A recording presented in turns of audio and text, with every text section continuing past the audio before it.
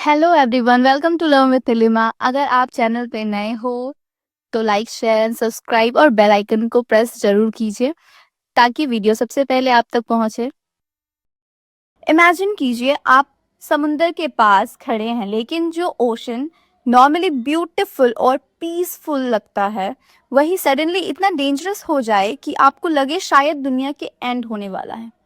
Robert Frost की once by the Pacific exactly इसी terrifying movement को कैप्चर करती है। लेकिन सबसे इंटरेस्टिंग बात यह है कि फ्रॉस्ट सिर्फ एक स्टॉर्म के बारे में नहीं लिख रहे हैं। ये पोम नेचर की डिस्ट्रक्टिव पावर, ह्यूमन हेल्पलेसनेस और एपोकैलिप्स यानी दुनिया के पॉसिबल एंड का टेरिफाइंग पिक्चर प्रेजेंट करती है। आज इस पोम को बिल्कुल सिंपल लैंग्वेज में समझते हैं। सबसे पहले हम रॉबर्ट फ्रॉस्ट की एक ब्रीफ इंट्रोडक्शन को देखते हैं। रॉबर्ट फ्रॉस्ट एक फेमस अमेरिकन पोएट थे। उनकी पोम में यूजुअली नेचर, रूरल लाइफ और एवरीडे एक्सपीरियंस दिखाई देती है। लेकिन फ्रॉस्ट नेचर को सिर्फ ब्यूटीफुल नहीं दिखाते, कभी कभी नेचर के अंदर छुपी हुई डेंजरस और डिस्ट्रक्टिव पावर को भी शो करते हैं। वंस बाय द पैसिफिक इसका परफेक्ट एग्जाम्पल है। पोएम का स्पीकर पैसिफिक ओशन के पास खड़ा है।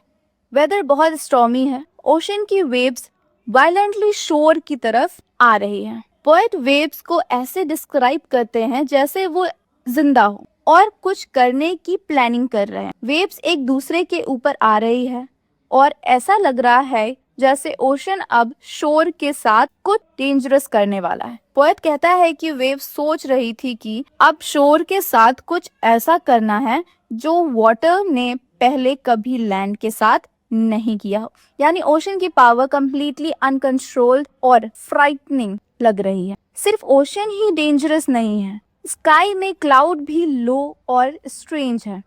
फ्रॉस्ट उन क्लाउड को हेयर से कंपेयर करते हैं, जैसे हवा में हेयर आगे की तरफ ब्लो हो रही है, जैसे हवा में हेयर आगे की तरफ ब्लो हो रहे हों। इसे एक डार्क फ्राइटनिंग एटमॉस्फेयर क्रिएट होता है। सोचो, violent wave, dark cloud, strong wind, coming darkness, पूरे सीन में एक फीलिंग आ जाता है कि something terrible is about to happen, कि कुछ अनहोनी होने वाली है। अब पोएम का एक इंटरेस्टिंग पार्ट आता है। स्पीकर को लगता है कि शायद शोर लकी है कि उसके पीछे क्लिफ है और क्लिफ लकी है कि उसके पीछे कॉन्टिनेंट है। मतलब पोएट इमेजिन करते हैं कि ओशन इतना पावरफुल है कि वो शोर को डिस्ट्रॉय कर सकता है, लेकिन शोर के पीछे क्लिफ है, क्लिफ के पीछे कॉन्टिनेंट है। फिर भी स्पीकर को कॉन्फिडेंस नहीं है कि ये सब डिस्ट्रक्शन से बच पाएगा। This shows the enormous power of nature. ये क्या शो कर रहा है कि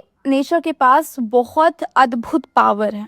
पोएट को लगता है कि एक नाइट ऑफ डार्क इंटेंट आ रही है, एक ऐसी डार्क और डेंजरस रात जो किसी डिस्ट्रक्टिव इवेंट का सिग्नल दे रही हो। और पोएट सिर्फ एक नाइट की बात नहीं करता, वो कहता है not only a night an age, यानी डेंजर सिर्फ कुछ आवर का नहीं है, it feels like a much larger almost world changing event आने वाला है। यहीं से पोएम का एपोक्लिप्टिक फीलिंग और स्ट्रॉन्ग हो जाता है। अब पोएट वार्निंग देता है, someone had better be prepared for raise.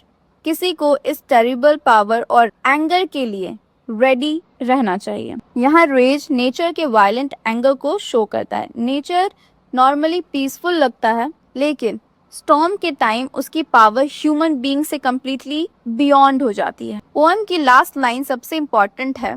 Poet कहते हैं कि God's final command put out the light से पहले सिर्फ ओशन वाटर ही डिस्ट्रॉय नहीं होगा।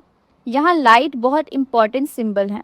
लाइट जनरली क्रिएशन, लाइफ और होप को रिप्रेजेंट करती है, लेकिन पुट आउट द लाइट का मीनिंग है लाइट को एक्सटिंग्विश कर देना। इसलिए पोएम एक नॉर्मल स्टॉर्म से सडनली एपोक्लिप्स यानी possible and of the world तक पहुंच जाती है। यहाँ रॉबर्ट फ्रॉस्ट बाइबल का क्रिएशन स्टोरी की तरफ इनडायरेक्टली रेफरेंस करते हैं।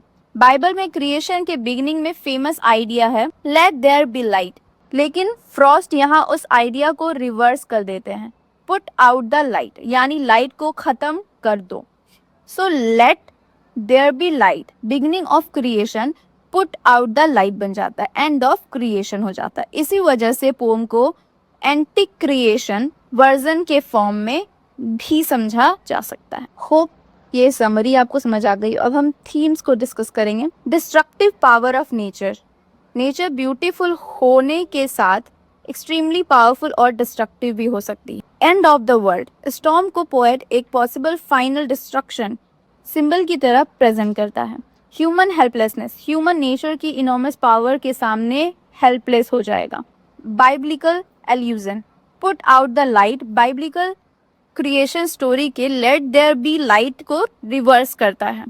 Fear and destruction. पोएम के एटमॉस्फेयर फियर, डार्कनेस और अप्रोचिंग डिस्ट्रक्शन से भरा है। पोएम का मेन मैसेज है once by the Pacific human nature की इमेंस पावर का रियलाइजेशन कराती है। हम नेचर को ब्यूटीफुल और पीसफुल समझते हैं, लेकिन नेचर का एक डिस्ट्रक्टिव साइड भी है। स्टॉर्म को देखकर पोएट को लगता है कि ये सिर्फ एक नेचुरल इवेंट नहीं बल्कि गॉड्स फाइनल जजमेंट और वर्ल्ड के एंड का सिग्नल भी हो सकता है। इसलिए पोएम का ओवरऑल मूड है फियर, डिस्ट्रक्शन, डार्कनेस और एंड ऑफ द वर्ल्ड। अब अगर आपको रॉबर्ट फ्रॉस्ट की पोएम सिर्फ समरी नहीं बल्कि एग्जाम में आंसर लिखने लायक कॉन्सेप्ट के साथ समझनी है तो चैनल को सब्सक्राइब कर लीजिए।